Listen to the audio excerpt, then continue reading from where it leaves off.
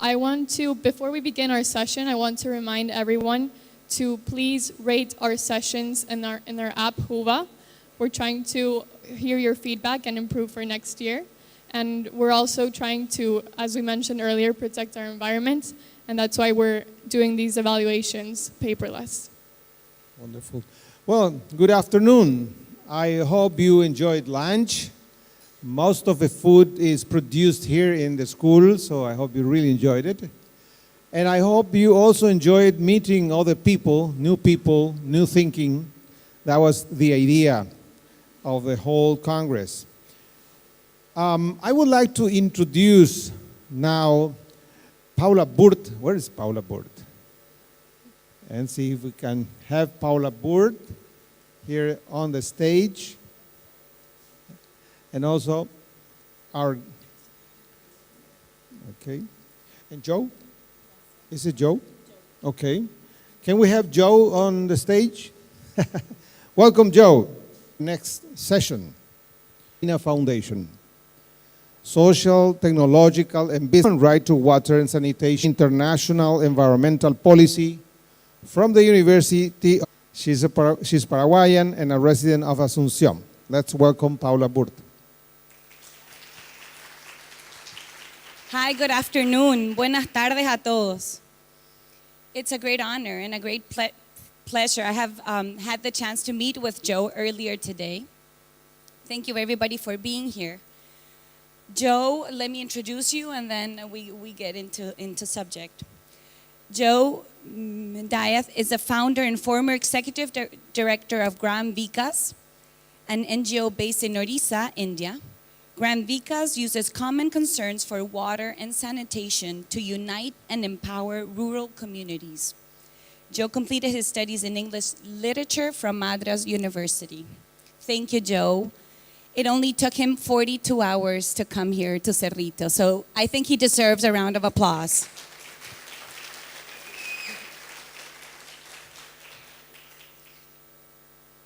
I had the opportunity to be or to visit different elementary schools and schools in Paraguay, and the first you got up and the time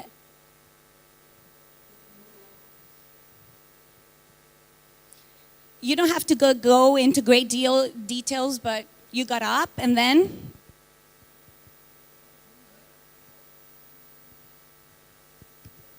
Viví en un water con desayuné café y una tostada con manteca y miel.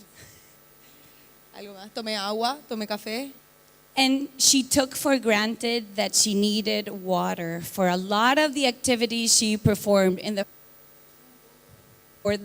development. We hear about migration between communities all the time. And a lot of these communities must migrate because they have no water sources in their communities. So being in an event, in a conference, and talking about poverty not be one of the topics discussed, and people without access to make 34 million, and of the people who do have access to water, what does that mean? That it's not potabilized or they need it.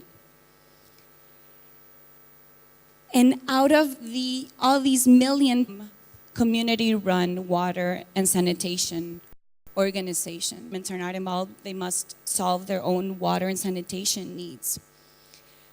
Just in Paraguay, we have water coverage, access to water is about 76% of the population have access to running tap water in their homes. Sanitation, we don't even go there because only 11% of the population has access. And almost 5,000 community-run water organizations attend half of the population that has water. So only in Paraguay, we're talking about more than 40,000 heroes that are serving their communities.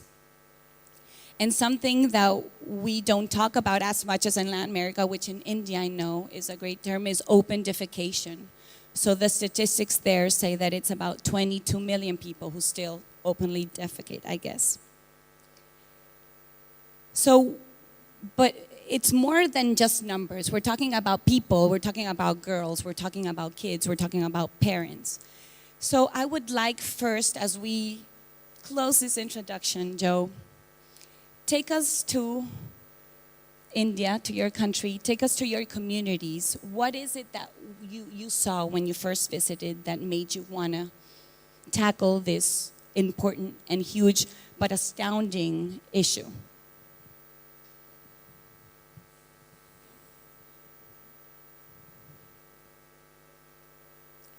When we began, is it working? Working in the villages of this eastern part of India, it's a state called Orissa, with a population of 45 million people. We were struck by the number of people in every family that were sick during any given time. And as we began to analyze the reasons for this sickness, for this inability to be of use in the villages, in the families, we realized that 85% of all diseases in our rural areas was because of waterborne diseases. 85 waterborne diseases. That was a staggering number. Totally amazed.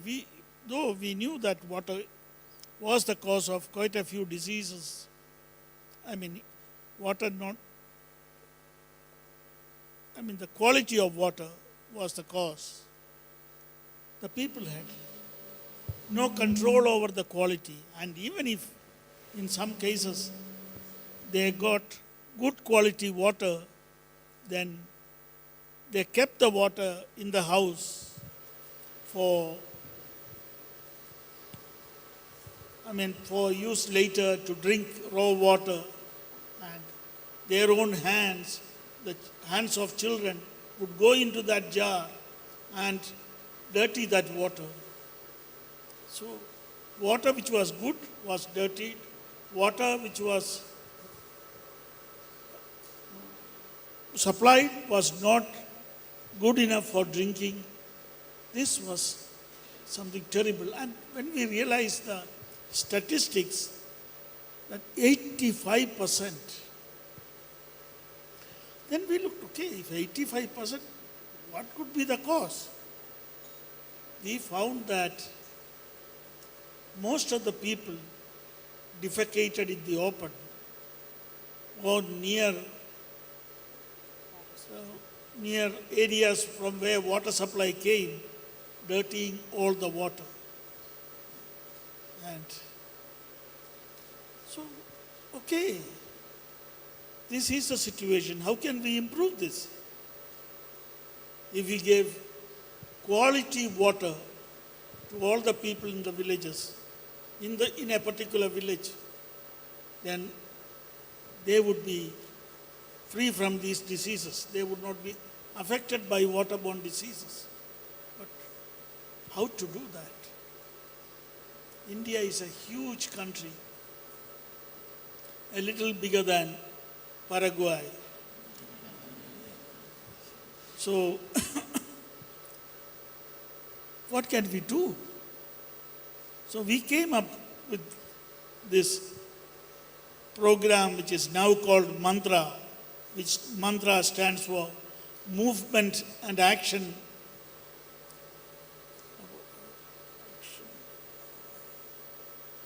Action Network for Transformation of Rural Areas. So it was an action program to transform, not just change, but transform rural areas.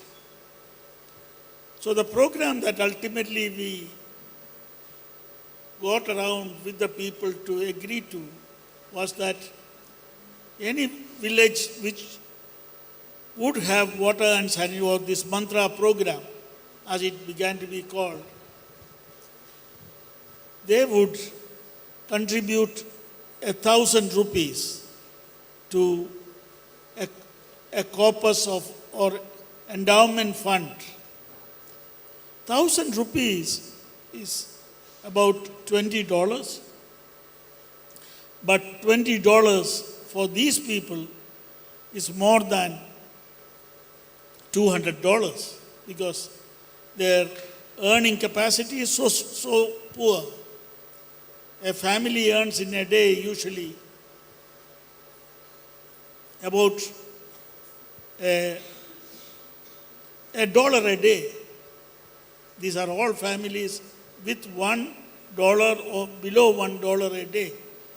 And with that, the entire family has to survive. So for them to give even this $20, to bring out this $20 is quite difficult. But then we said that only those families who made this contribution would be included in this program. And the rider was, unless 100% of the village, every family, our group, our smallest unit was the family. So every family had to subscribe to this. So every family had to give this $100 on an average. So the poorer gave less, but nobody gave less than $5, and the others made up for the deficit. Then the people all the families would bake their bricks. For the foundation, they would break the rubble or the stones. They would make the aggregates. From the nearby river, they would bring the sand. And boys and girls in this village, we would teach them masonry and plumbing so that they could build their own toilet. And here we made a difference. There would be not only toilets, but with every toilet, a separate bathing room, a shower room. So a family would have a toilet and a shower. And they brought all the materials for this, except the outside, things from outside. So the toilet pan or the commode, the cement, the steel that was required, all the rest of people produced themselves. Then a toilet, a bathing room for 100% of the families would be made. For this cement and steel, we got some subsidy from the government. With that subsidy and the labor of the people, you could build the toilet and the bathing room. Then from a very safe water source, water would be brought either by gravity or through pumping either by electricity or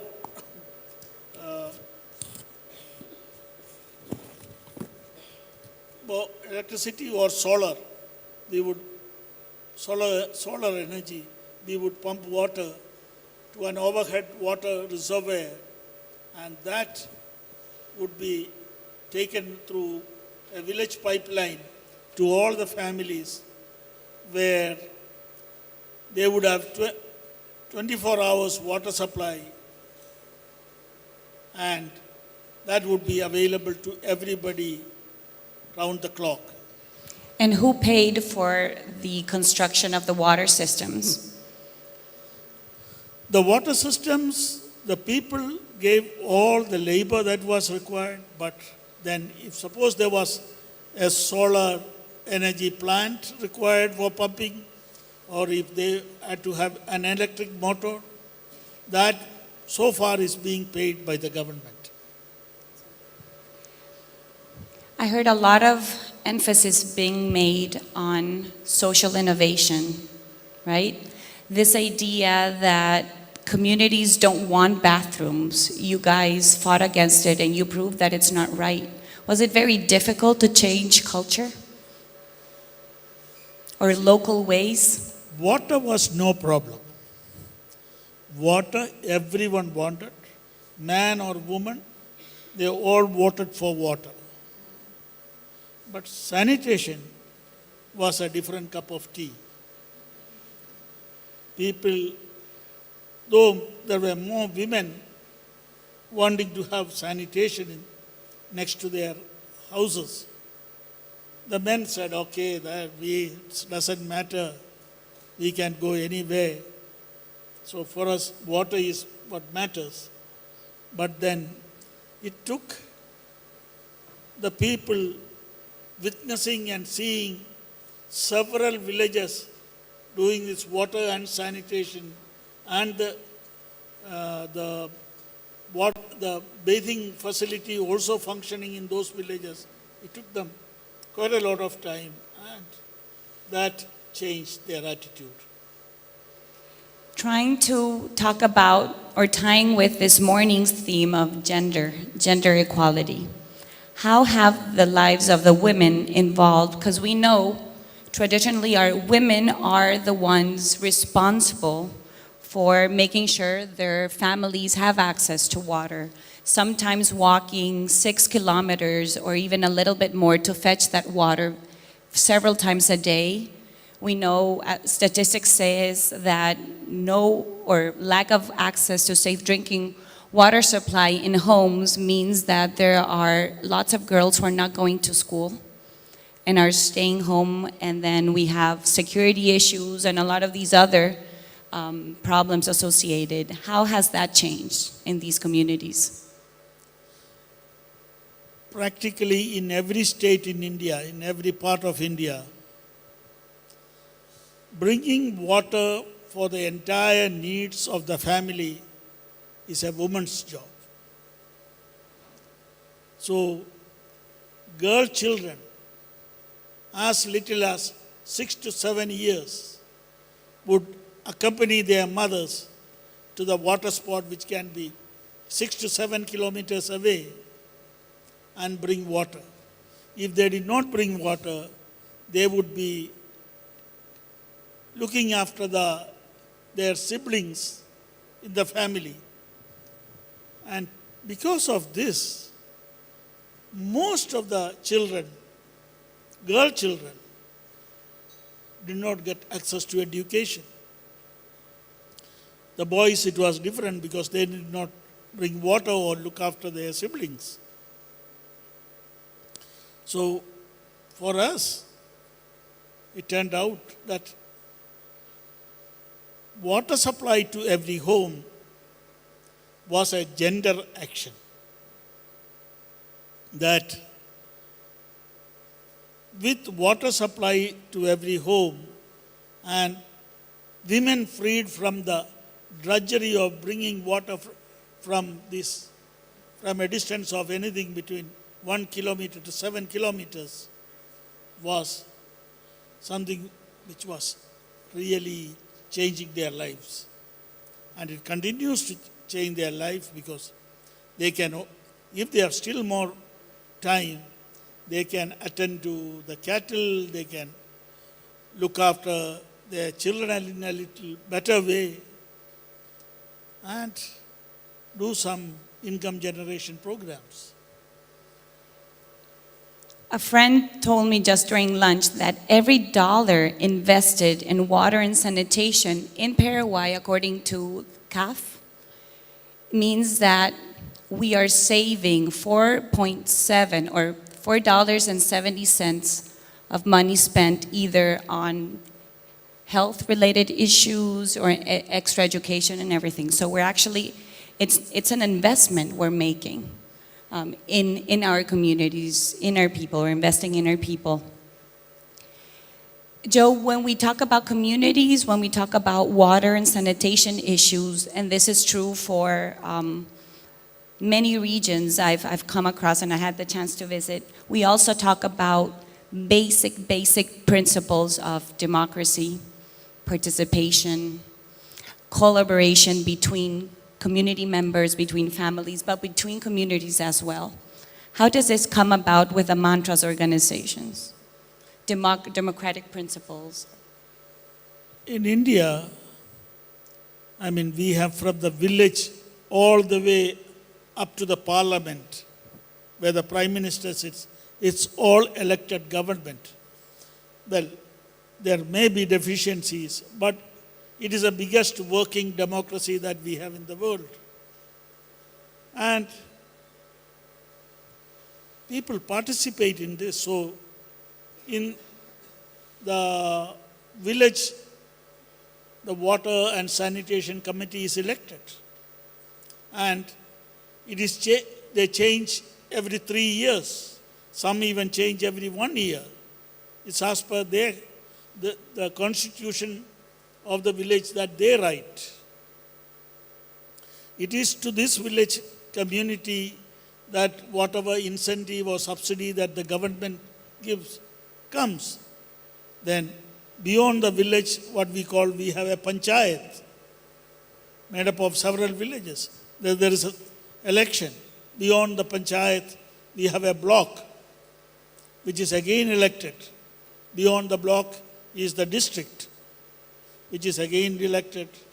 And in the regional level, the state, like the state I come from is Odisha, or it is now called Odisha, it was Orissa earlier. This also is elected. But then, huge election that. And beyond that is the national elections and the nation's prime minister and his ministers. Even in Paraguay's countries, like Paraguay, during the dictatorship, as you might know, Paraguay was under a dictatorship for 32 years. And community water boards, known here as juntas de saneamiento, existed even back then. So even though democratic values were suppressed at the central governmental level, communities were electing their own officials to help manage their water systems. So and I think that's true. We see it in many, many countries. I would like to let you know that we have 2 microphones at each end of the room, and we would be happy to take questions from any one of you, comments, ideas. You can raise your hand and they'll get the microphone to you. Acá adelante hay una.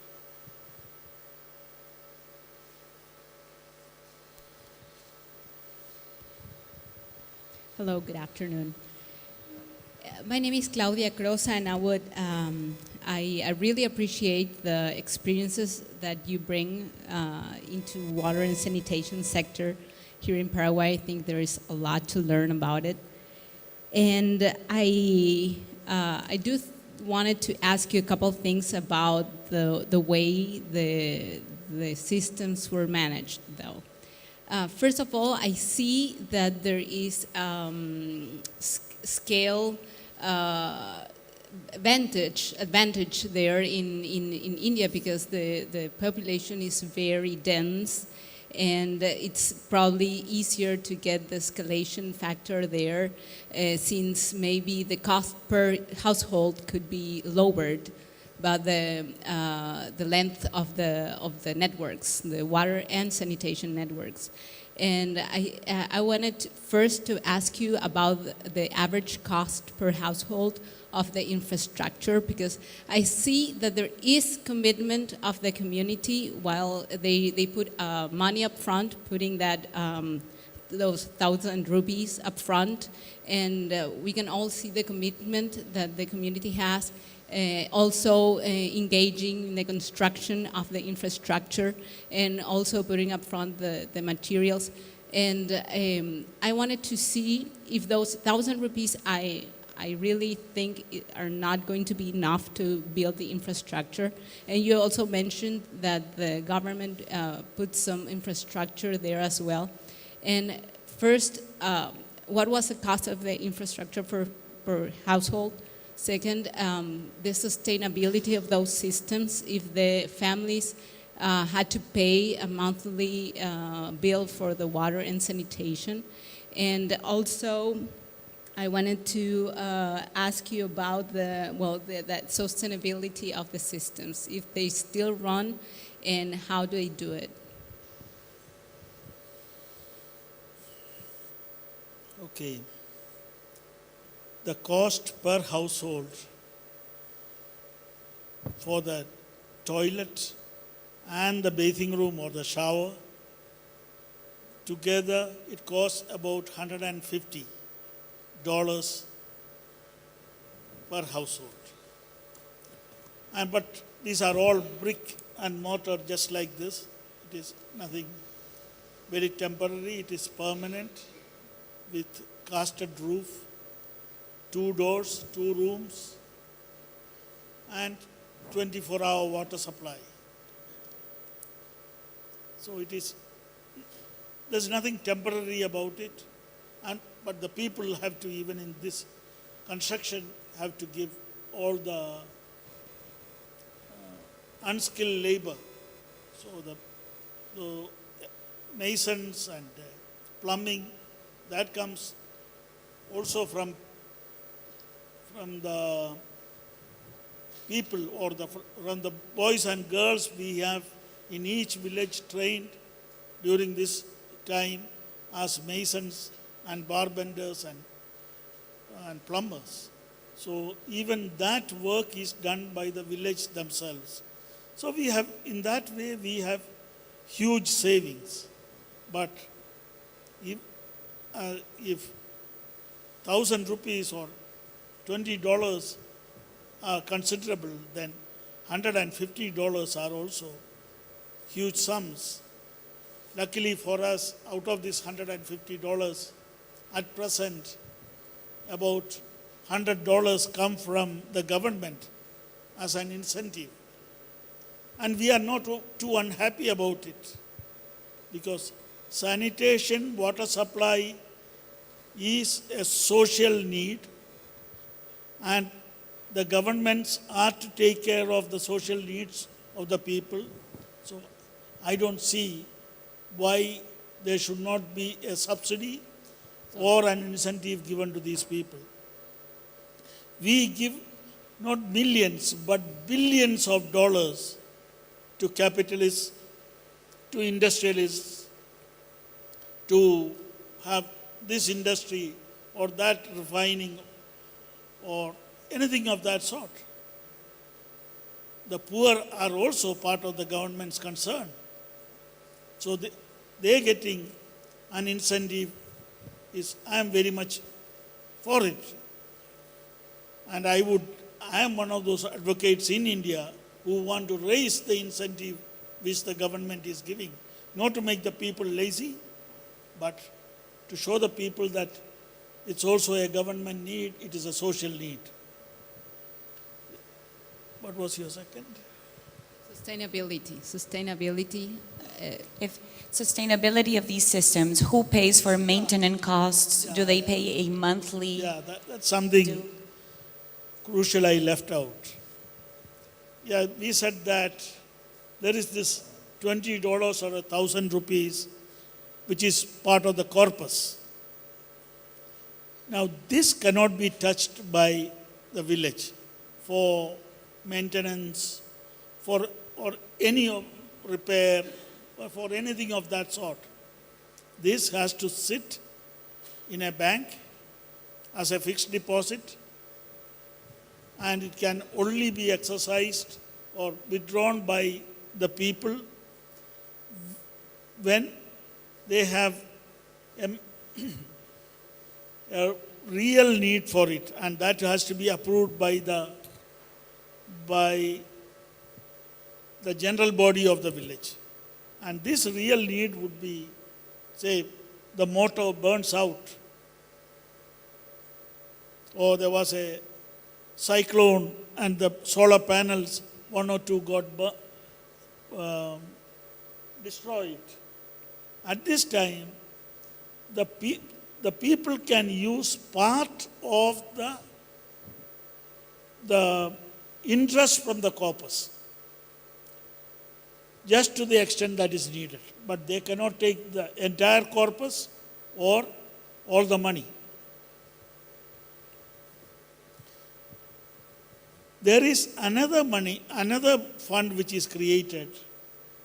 Every month, the people have to pay a certain amount which is fixed by the general body there to see the maintenance of the solar system.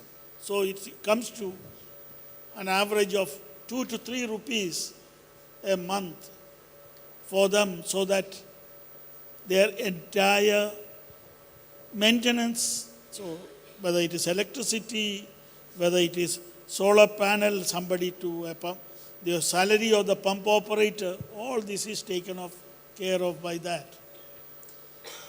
There is practically no amount of money from the government or from an NGO to support this sort of maintenance of system. And we have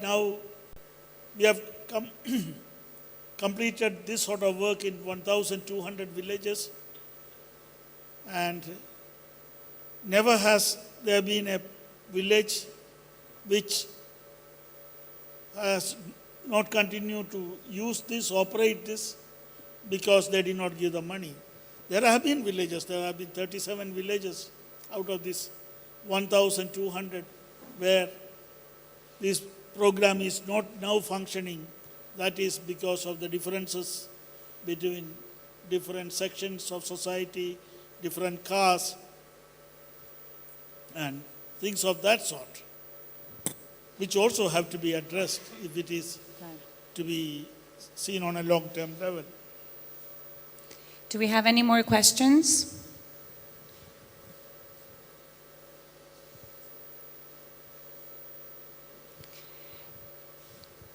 What do you think are the main challenges? You mentioned a few regarding scaling this up or taking this model to other states of India or to other countries.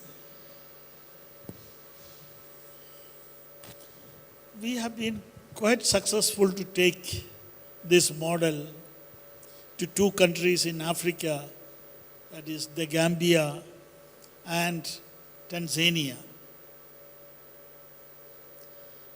One of the big constraints that we face in Africa is that there is no money coming from the government in any form for this sort of activities. In fact, we were surprised and sort of almost hounded by the government that we are extracting water from the ground, and whatever water is underground, it's the government's water, and as such, for extracting that water, we have to pay to the government. It's been a long fight. We have not given it in. We are not yet given in, but that is the attitude there, that everything belongs to the government and you should pay to the government. So, we would like to spread this activity in Africa, but the biggest thing is, how do you get some assistance dollars for the people, for the structure they have to do? It is not going to come. Maybe it is in South Africa, it would be different, but most of the other African countries, there may not be any money that comes forward. In India itself, but in India, the government is the biggest actor. Our government has a scheme from womb to tomb.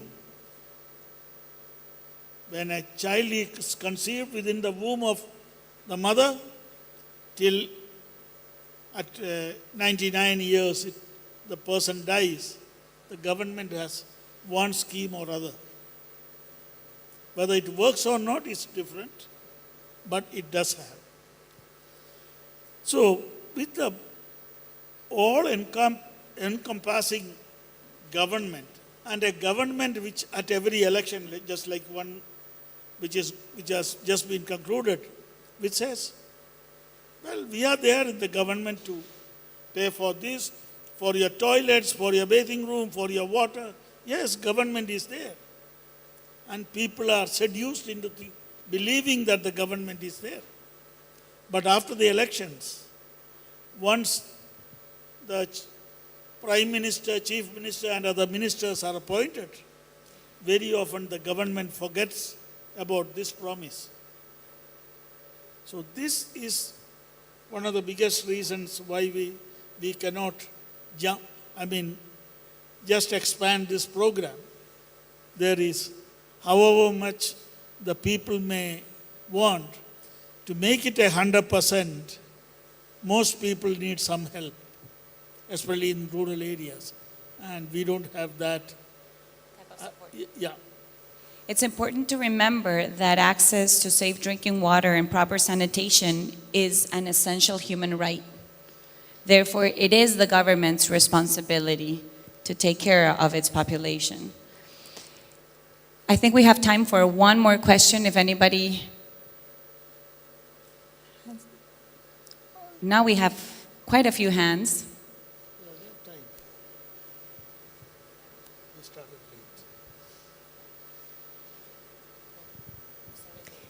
Yo no hablo inglés, pero si le pueden traducir lo que quiero consultar. Mi consulta, o sea, son dos consultas básicamente. La primera es a qué grupo de personas va dirigido este programa. Sí, es porque yo tengo entendido que la India están estratificados no por dos tipos sí, por castas, eso mismo. Si la casta más baja está beneficiada en este programa y cuál es el principal desafío del sistema político y socioeconómico del país. ¿Qué es lo que tendría que cambiar para que la clase más baja tenga acceso a esto que lo consideramos muy básico acá? O sea, que por más que el Paraguay está en un proceso de desarrollo, la India, por lo menos tenemos acceso al agua, cosa que ellos no están pudiendo todavía concretar. She's talking about castes, whether this program is aimed at a specific caste or who are the main beneficiaries of the program. And what we talked about barriers, but that's what she's asking about. What are the political and social barriers to work with other castes in case you're just working with a specific caste? Si tomamos otra pregunta, we take another question and then you answer both. Habían otras manos levantadas.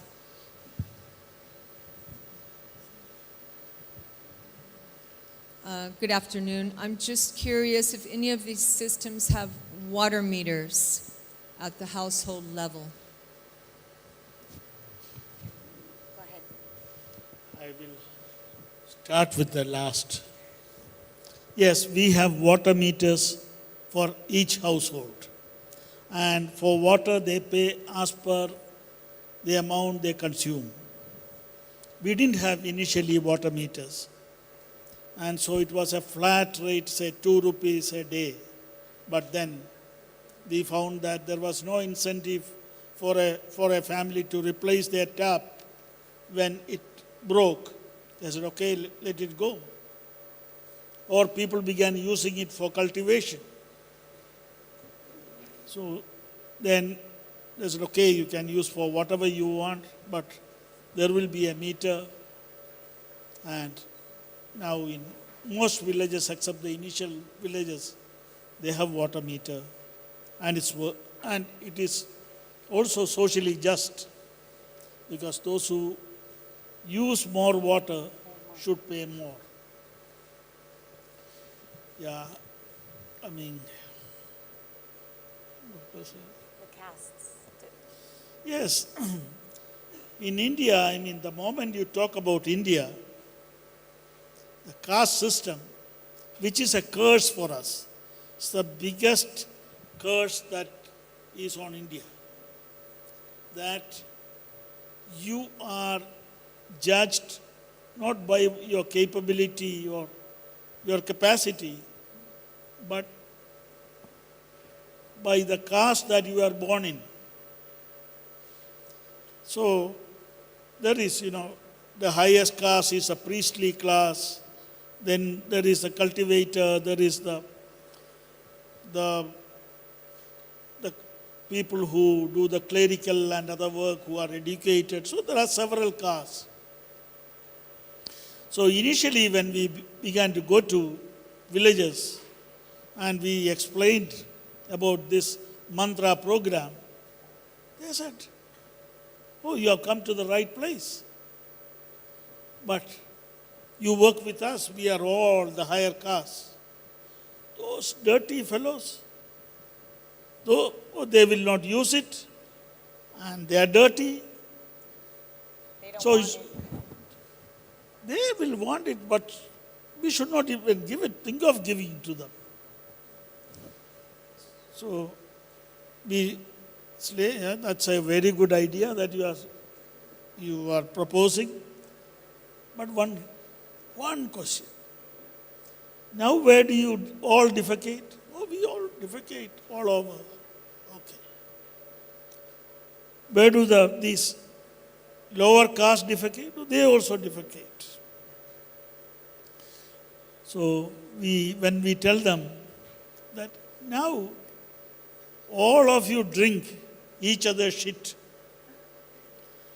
but by only you having toilets and they're not having it, you will be only drinking their stuff. And because you will have toilets, your shit is well taken care of, whereas these fellows will still continue to shit and you will drink that. Do you want that? Maybe we should give them first, because after all, your shit is holy shit. They usually understand the message and they come forward to have all, or else it stops there. If caste is something which is a blockade for this program, let it be. But usually, after they see several other villages doing and succeeding with this, they sheepishly come back to us. We just have a few final minutes, and I think it'd be a nice way to close this session by talking about the triple bottom line. What are the economic, social, and environmental benefits these 1,200 villages have acquired or have obtained through this initiative? As you said earlier, sanitation and portable or drinking water addresses all three triple bottom line needs, or it addresses them. One, social. Well, sanitation is such a social need that the moment you address it in any way, and especially the way we try to do it, there is no exclusion of anybody. 100% inclusion. That is a very tough task, which is the reason why quite a few NGOs are not very enamored about the way we do our sanitation and water program. Second is economic. Well, your statistics said that $1 invested in sanitation is $4 saved in health and others. In India, the same, the World Bank statistics says that $1 invested in sanitation is $9.5 saved in healthcare. So for us, it is even more important. So we are Environmental. You see, Indians are the biggest open defecators in the world. One of the distinctions that we have. More than 60% of all open defecation in the world is done by Indians. They are real shitters. And this is something which is so incredible for even the Indians who have toilets. But this unfortunately is true. We have to see that somehow this open defiling of all the areas, I mean, if you take the surrounding areas of a village, it's just like an open toilet. I, as an Indian, am terribly ashamed of this reality. That is why about 25 years ago I decided that I would work,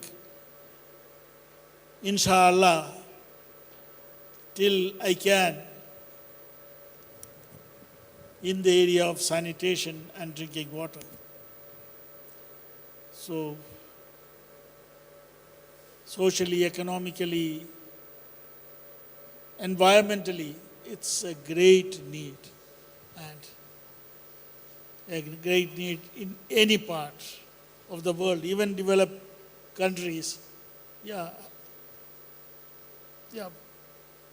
Paraguay is far ahead of India maybe, but maybe we have to address the small little points that make a sanitation program, a better sanitation program, a water program, a better program.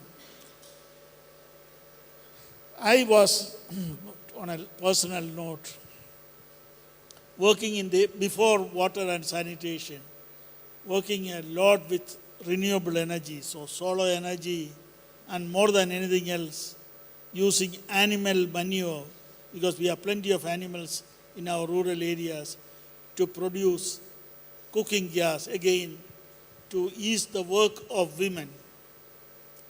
So, they used to say that I used to work with bullshit. Yeah, still I do work with bullshit. I was called one of the biggest bullshitters of Orissa. But now I have graduated from bullshit to full shit. You So close the that's where, cycle. Yeah, I have come back. Yeah. So on that note, I think an underlying message might be that you don't have to be an engineer to solve water and sanitation issues that are pressing all over the world. I don't think engineers are ever going to solve it. It's the ordinary people who are going to solve this problem. And that's why all of you can get involved, can move, can change your communities, can change your states, your provinces, and can change your country, and then we can change our entire world. Thank you very much. Thank you. Gracias a todos. Thank you.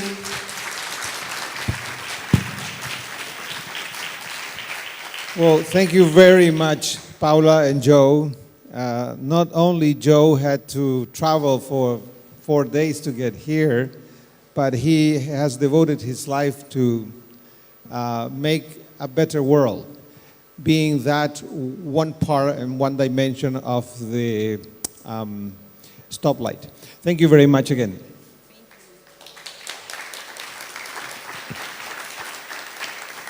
We will now have a couple of sessions here. One is related to research that's being done using the information about the stoplight. It's going to be presented to you by a very interesting group of international friends.